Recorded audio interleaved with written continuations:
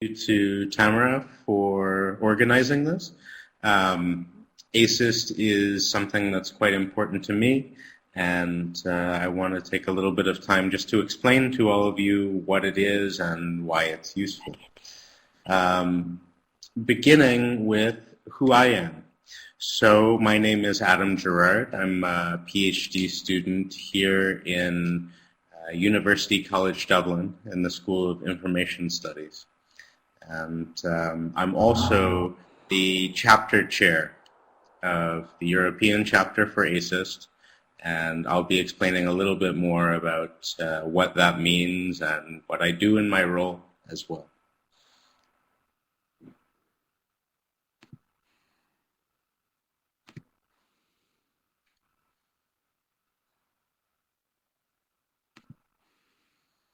Okay, so to begin with, I just wanted to talk a little bit about what ASIST is.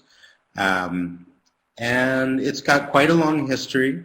It stands for the Association for Information Science and Technology. It's international in its scope, and its history is long, and it has roots that date from 1937. So it's been around for a long time. The name has changed a bit over those decades, but in general, the focus has stayed the same. So its focus includes all aspects of the information transfer process, such as designing, managing, and using information systems and technology.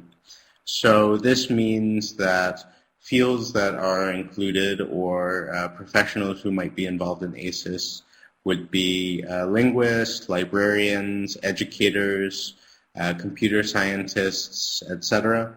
So one thing that's really quite valuable about it is this broad coverage and the welcoming attitude that I think it shows to people in different areas of research.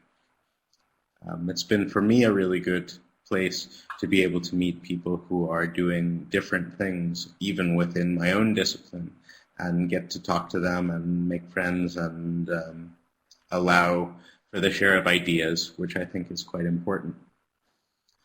So what else can I tell you about ASIS? The journals and publications are, some of them are quite noteworthy. In particular, JSIS would be the main one, although there are others, including book series, newsletters, etc. There's an annual conference that draws quite a big crowd this year. It's coming up, and it'll be in Montreal. And something that's quite exciting that we found out recently is that in 2016 it'll be held in Europe. So that's of importance to all of us. Recently, there's been a focus on the international makeup of the organization, and that in part has led to the name change that happened recently, which changed the name from the American Society of Information Science and Technology to a more international focus, changing it to the association.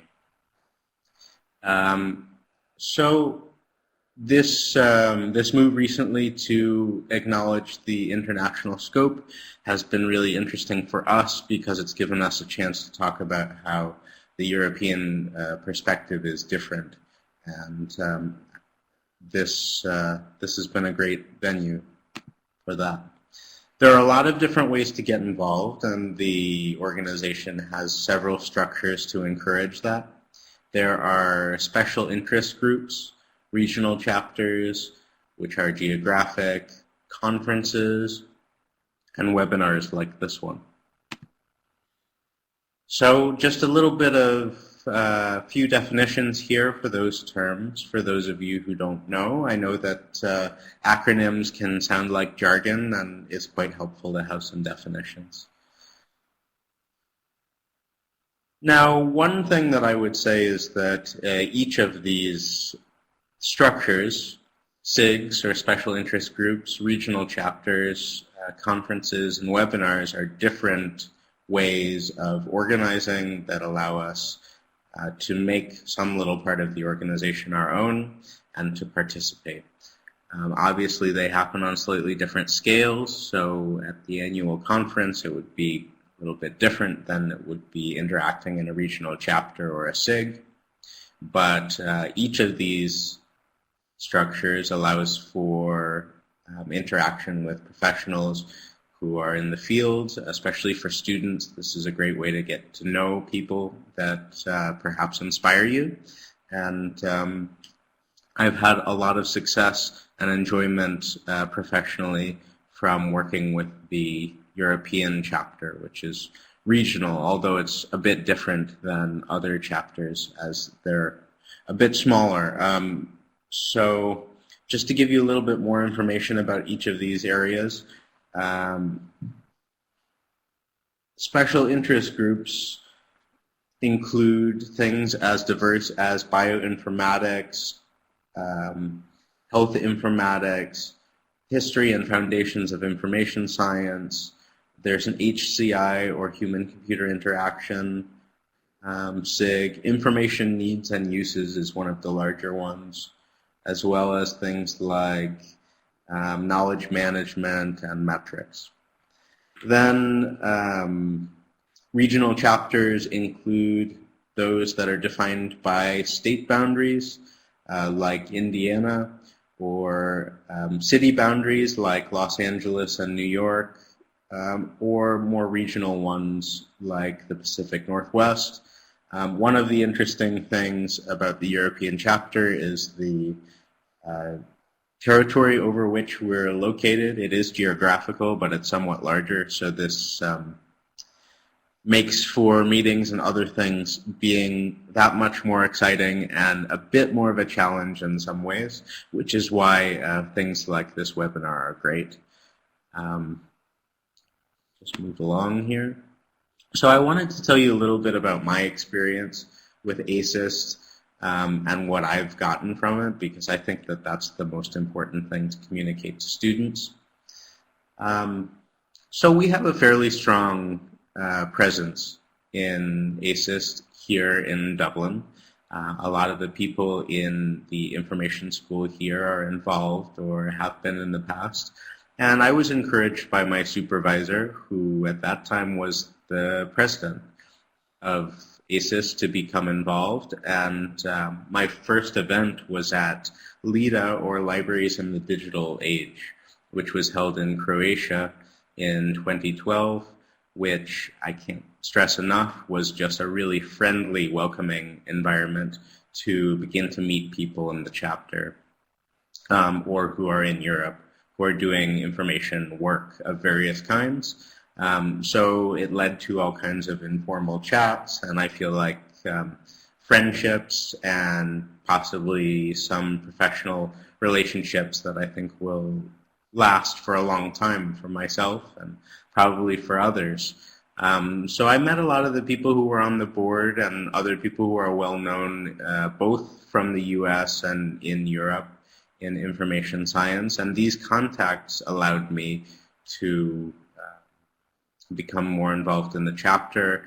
We've got all kinds of projects going on in the chapter now, which I can tell you more about, but long story short, they invited me to they nominated me for the chair-elect position, and in the chapter you first hold the chair-elect position and then chair the chapter, which is what I'm doing now, and I'll be outgoing shortly. We do have an election happening at the moment, and we should have a new board quite soon.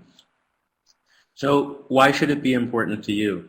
It's great for you to pay attention and care about being involved professionally, because it gives you an opportunity to develop in lots of different ways.